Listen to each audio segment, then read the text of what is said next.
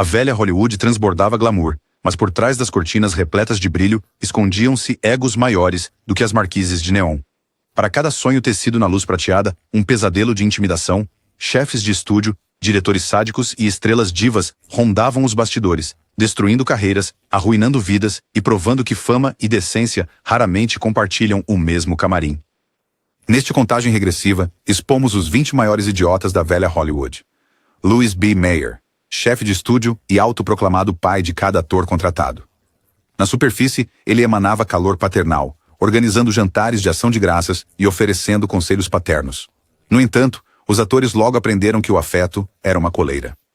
Mayer mantinha as estrelas com salários de fome, enquanto arrecadava milhões, ditava a cor do cabelo, a vida amorosa, até o tamanho da cintura, e demitia qualquer um que ousasse engordar 1 quilo. Ele uma vez reduziu Judy Garland a lágrimas, chamando-a de sua pequena corcunda. Por trás de portas fechadas de mogno, ele manejava dossiês mais grossos do que roteiros. Detetives particulares rastreavam romances, abortos e bebedeiras para que Mayer pudesse chantagear artistas a assinar renovações injustas. Quando uma jovem aspirante resistiu aos avanços do casting couch, Mayer reassinou seus papéis da noite para o dia. Diretores que lutavam contra cortes criativos viam seus filmes serem arquivados para uma revisão posterior. Código para o esquecimento. Por que a coroa de rei dos idiotas de Hollywood? Porque o controle de ferro de Mayer moldou o desequilíbrio de poder tóxico de toda uma era. Ele vendeu o sonho americano enquanto esmagava os sonhadores que o criaram. Prova de que um sorriso gentil pode esconder as garras mais afiadas. Harry Cohn. Se Mayer era veludo, Harry Cohn era arame farpado. O chefe da Columbia Pictures patrulhava seu estúdio com uma pistola na cintura e ouvidos atentos ao fofocas. Ele humilhava publicamente os funcionários, gritando: "Você não é nada sem mim", para estrelas que ele acabara de promover. O telefone do escritório de Cohn tinha 2 botões, verde para boas notícias, vermelho para destruí-los. A maioria das chamadas apertava o vermelho. Rita Hayworth, a joia da coroa da Columbia, chamou Cohn de monstro, depois que ele ordenou aos cinegrafistas que continuassem filmando quando seu vestido rasgou, e depois exibiu a filmagem para executivos homens. Os diretores suportavam discursos carregados de palavrões. Alguns desmaiavam, outros desistiam. Um guarda, certa vez, encontrou Cohn rasgando páginas do roteiro de um roteirista, gritando: "Esse lixo ofende o meu papel higiênico." No entanto, a crueldade trouxe dividendos. Os lucros da Columbia dispararam. Por que rotulá-lo como um grande idiota? Porque Cohn provou que o sucesso não desculpa o sadismo. Ele dirigia seu estúdio como uma fábrica exploradora, deixando um rastro de espíritos quebrados mais longo que a calçada da fama de Hollywood. Jack L. Warner. Na Warner Bros., a lealdade era uma via de mão única. O cofundador do estúdio, Jack L. Warner, sorria para fotos de jornais enquanto secretamente vendia as ações do próprio irmão pelas suas costas em 1956. A traição lhe garantiu o controle total. Então, ele demitiu funcionários de longa data que apoiaram os outros Warners. Os atores não tiveram melhor sorte. James Cagney teve que processar 2 vezes por um pagamento justo. Olivia de Havilland lutou contra uma extensão de contrato que Warner tentou prolongar com tempo de suspensão. Jack retaliou, espalhando rumores de que ela era difícil, quase a colocando na lista negra. Durante a Segunda Guerra Mundial, ele forçou dias de trabalho de 12 horas, embolsando bônus de propaganda patriótica enquanto amaldiçoava estrelas preguiçosas que queriam servir na linha de frente. Porque ele está entre os mais cruéis de Hollywood. Porque Warner envolveu traição com charme, provando que a adaga mais mortal é aquela que você não vê até que esteja em suas costas. Alfred Hitchcock. As plateias gritavam com psicose. As atrizes gritavam com Alfred Hitchcock. O diretor genial via considerava os atores como gado, rotulando-os como geladeiras para manter as emoções frias e controladas. Em Os Pássaros, ele ordenou que gaivotas e corvos vivos fossem lançados em Tippi Hedren por 1 semana, recusando equipamento de proteção. O rosto dela foi arranhado. Um médico insistiu que as filmagens parassem. Hitchcock voltou a filmar após o almoço. Ele enviava a Hedren presentes de champanhe, acompanhados de notas obscenas, e depois sabotava sua carreira quando ela o rejeitava, prendendo-a em um contrato exclusivo e se recusando a escalá-la. Grace Kelly lembrou-se de ser forçada a repetir uma cena de beijo com Cary Grant por mais de 100 tomadas para que Hit pudesse capturar o suspiro perfeito. Por que o rótulo de idiota? Porque por trás de cada obra-prima há uma trilha de feridas emocionais, mostrando que a genialidade não dá licença para quebrar as pessoas como se fossem adereços. Otto Preminger.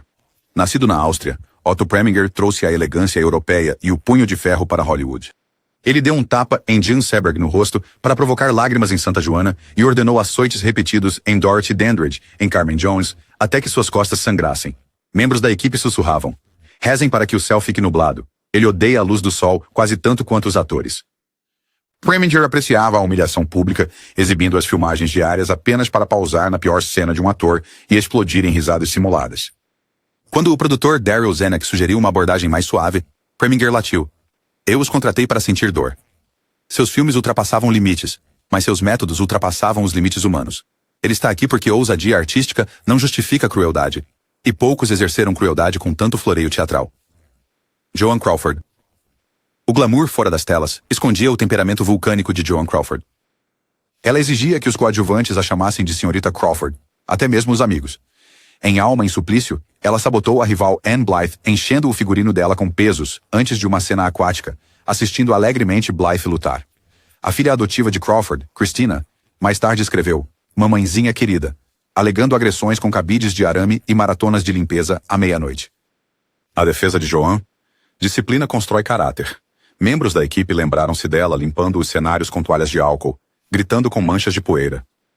Por que ela está nesta lista? Porque por trás do sorriso de lábios vermelhos havia um iceberg de insegurança que congelava qualquer um que chegasse muito perto, provando que o estrelato pode mascarar profundos veios de maldade. Bing Crosby.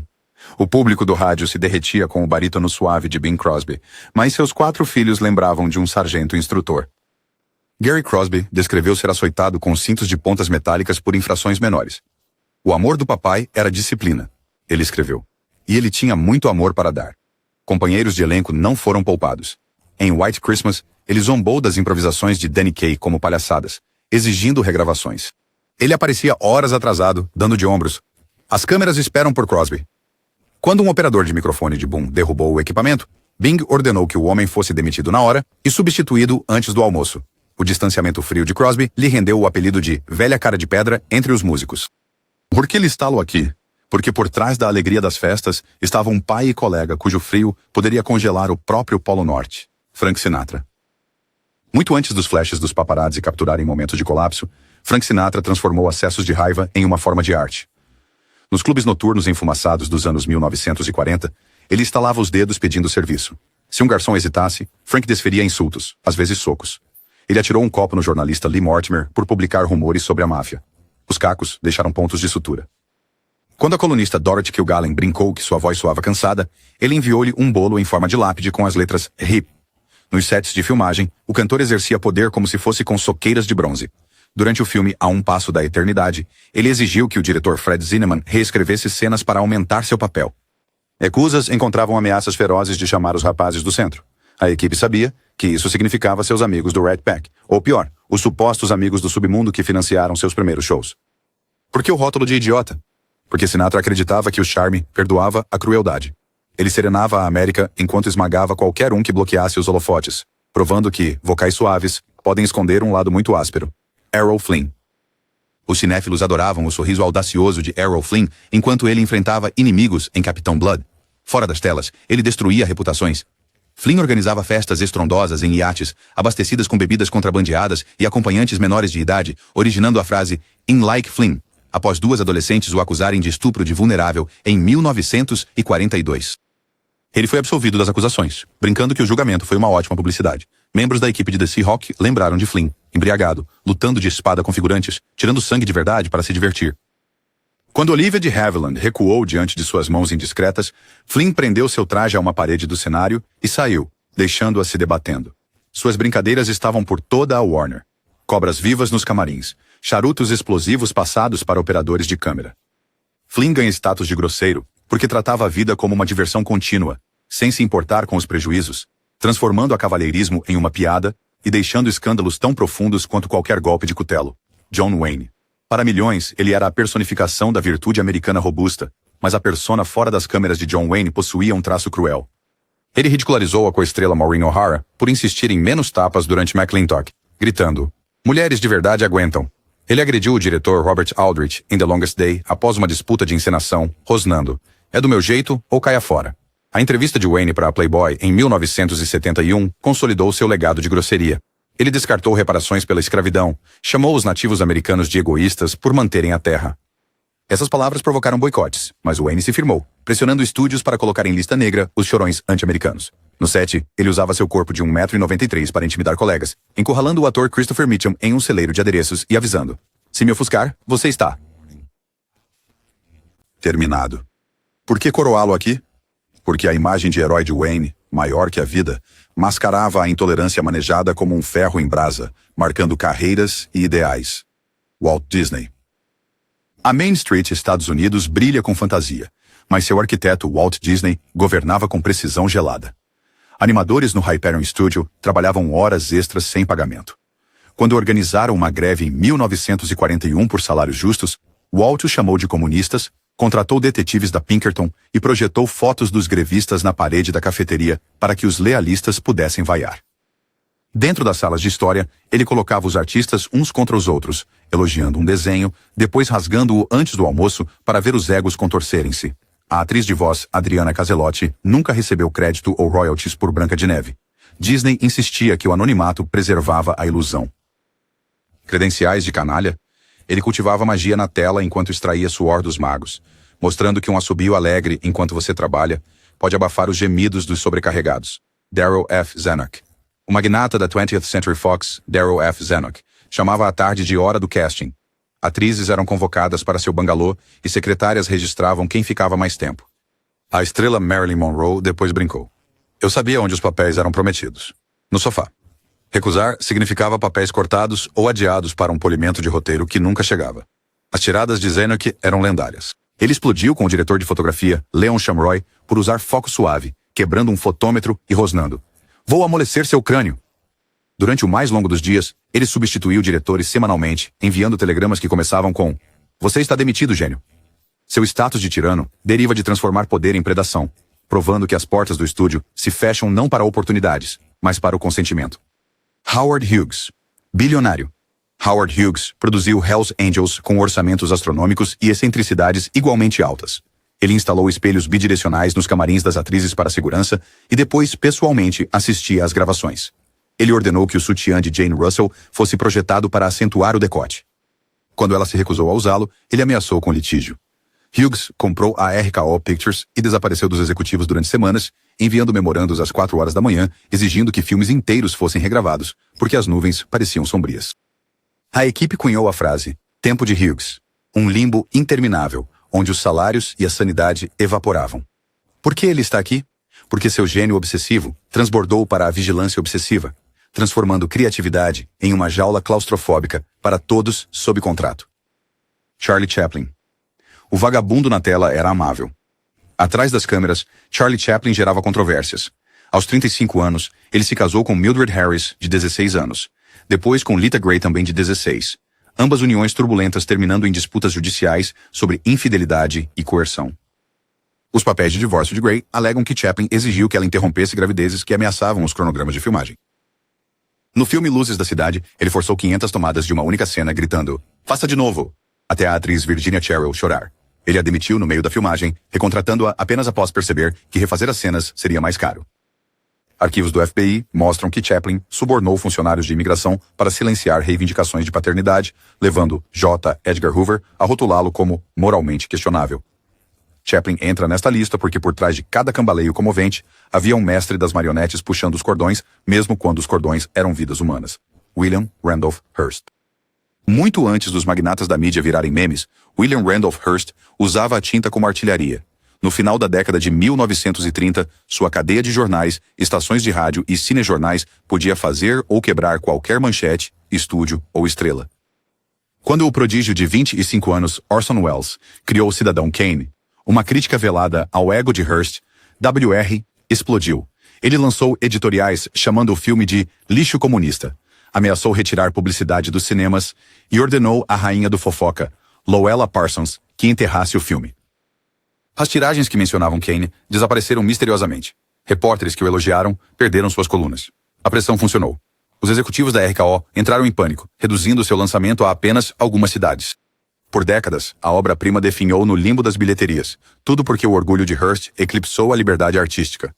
A tirania de Hearst não se limitava aos projetores. Ele microgerenciava a carreira da amante Marion Davis, comprando sessões inteiras de fotos para que nenhum ângulo desfavorável escapasse. Os técnicos brincavam que temiam mais o telefonema de Saint-Simeon do que qualquer carta de demissão. Se Hearst reclamava, as refilmagens começavam ao amanhecer. Porque ele é considerado um dos maiores idiotas de Hollywood. Porque ele provou que o dinheiro podia silenciar a arte e a vaidade. Poderia sufocar o gênio, transformando a fábrica de sonhos em seu feudo pessoal. Hedda Hopper. Um chapéu emplumado, uma caneta venenosa. Essa era Hedda Hopper, cuja coluna diária alcançava 35 milhões de leitores, mais do que o público de alguns filmes inteiros. Hopper se autodenominava mãe confessora de Hollywood, mas as estrelas a chamavam de Hedda Chapeuzinho. Ela elogiaria seu guarda-roupa no almoço no Romanoffs, depois correria para casa para arquivar uma nota de primeira página que torpedeou seu casamento ou carreira. Quando o ator Joseph Cotten implorou para que ela matasse um boato alegando infidelidade, Hopper pediu $10 mil para cobrir os custos de impressão. Ele recusou. O boato foi publicado. Durante o Pânico Vermelho, ela se alinhou com o Comitê de Atividades Anti-Americanas, rotulando liberais como comunistas disfarçados. Uma manchete de Hopper: Dalton Trumbo é um comunista. Provocou o boicote ao roteirista e sua ruína financeira. Sheila e a rival Louella Parsons travaram guerras de colunas tão ferozes que a MGM programou estreias para agradar ambas, em noites alternadas para evitar críticas conflitantes. Por que Hopper é venerada aqui?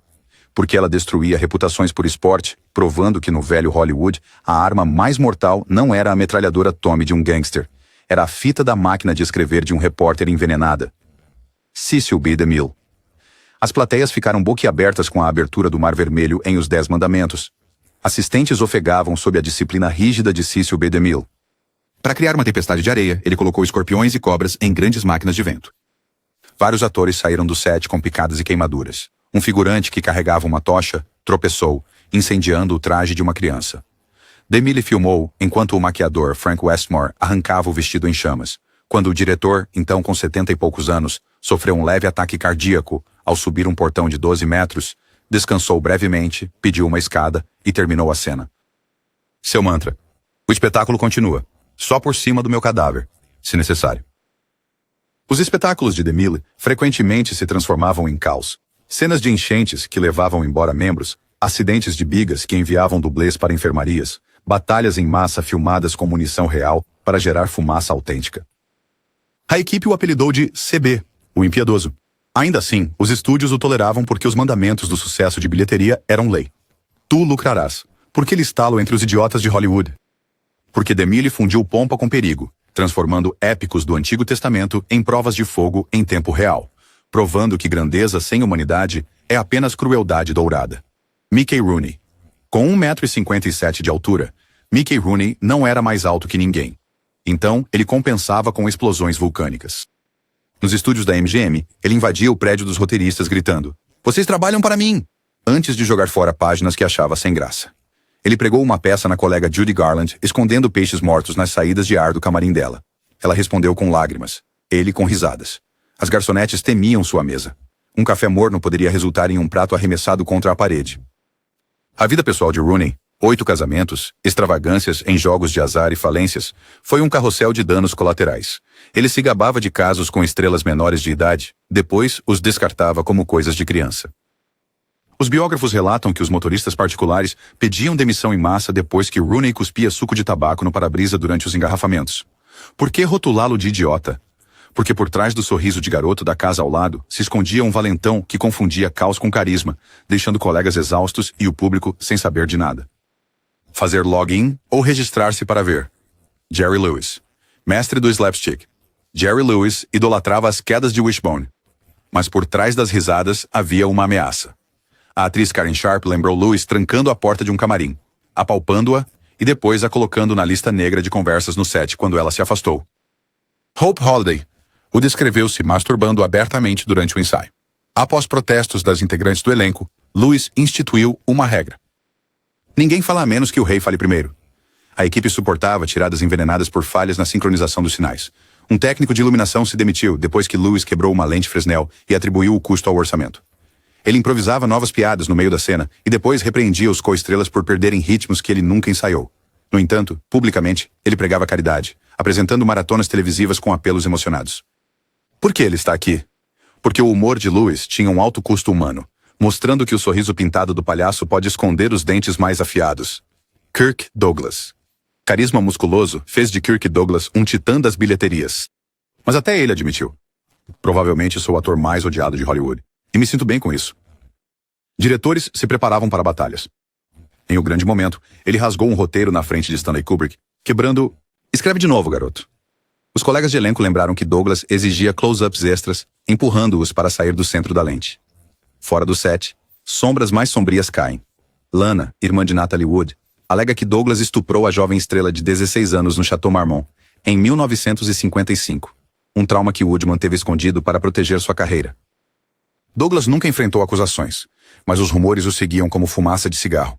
Ele se gabava de brigar com membros da equipe que ousavam questionar seu posicionamento. E uma vez quebrou a costela de um dublê durante Spartacus, dando de ombros. Vai parecer real. Por que finalizar nossa lista com Douglas? Porque ele incorporou o paradoxo de Hollywood, heróico na tela, implacável na vida, lembrando-nos que a bravura cinematográfica pode ocultar vícios de carne e osso. A velha Hollywood encantou o mundo com vestidos reluzentes e sonhos da tela prateada, mas o brilho também projetava longas e irregulares sombras. Por que revisitar suas más ações? Porque o glamour da história frequentemente esconde a dor. E é apenas ao rasgar as cortinas de veludo que vemos o custo real do espetáculo. Se você achou essas revelações reveladoras, dê um like, compartilhe o escândalo com outros cinéfilos e inscreva-se para mais documentários aprofundados que mantêm as luzes mais brilhantes e os cantos mais escuros de Hollywood em igual medida. Até a próxima. Mantenha a pipoca por perto e suas ilusões mais próximas ainda.